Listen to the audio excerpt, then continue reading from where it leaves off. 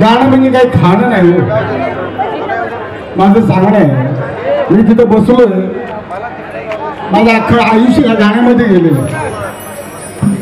कुठं सूर चाललाय, कुठं ताल चाललाय, आणि शिकायचं चांगलं तर गाणं गाणं आहे की नाही बाबा.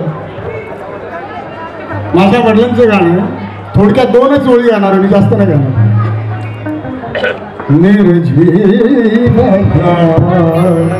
जीवाना सूर सूर कशाला म्हणतात. निर्जीवया जीवाना जगविण्या भीम आले. निर्जीवया जीवाना जगविण्या भीम आले.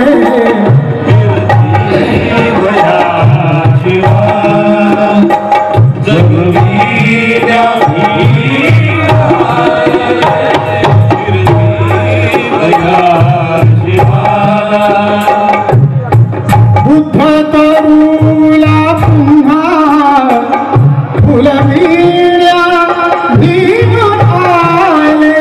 बुद्ध तरुला पुन्हा फुलविण्या भीम आले. फुलविण्या भीम आले. निर्जीवया जीवाना जगविण्या भीम आले. निर्जीवया जगविण्या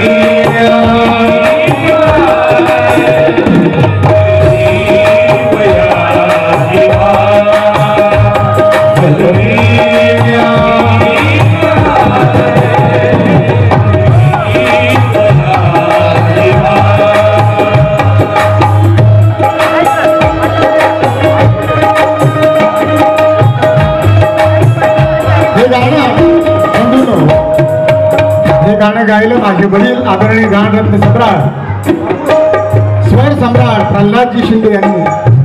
या गाण्याला स्वरबद्ध केलेलं माझे थोरले बंधू आनंदजी शिंदे, आणि हे गाणं लिहिलं ते आमचे काका प्रभाकरजी पोखरीकर यांनी. हे गाणं लिहिलं म्हणजे मरेपर्यंत त्यांना दाजी म्हणायचो का. ते जाधव होते, जाधव, आणि माझी सासरवाडी जाधवाची होती. मी त्यांना थोडं नेवणं म्हटलं की मला शिवी द्यायची, माझ्यावर खेकसायचे, माझा रागराग करायचे, पुन्हा म्हणायचे नाही काका काका म्हणले गाण्यात पाडायचे. कारण आमच्याजवळ जो ठेवा आहे तो कुणाकडेच नाहीये बंधुत्व, आनंद मिलिंदकडे. आणि मानसपुत्र माझा भाऊ आनंद भाऊ यांनी सुरुवातीपासून त्यांच्यासोबत त्यांनी स्वतः ते सर्व केलेलं आहे. माहितापासून पार तिथपर्यंत बघायचं, 2 वेळा जाऊन आला, मी पण जाऊन आलो तिकडे. पण बुवाची कंडिशन त्यावेळेला तशी नव्हतीच. प्रभाकरा तुझी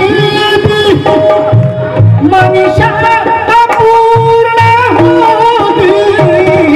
प्रभाकरा तुझी मनीषा पूर्ण होती.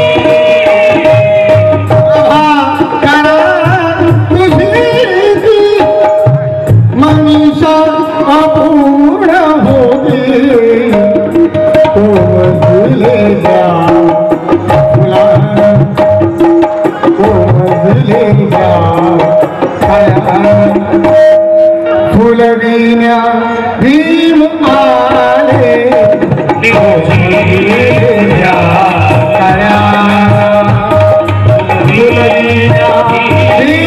आले.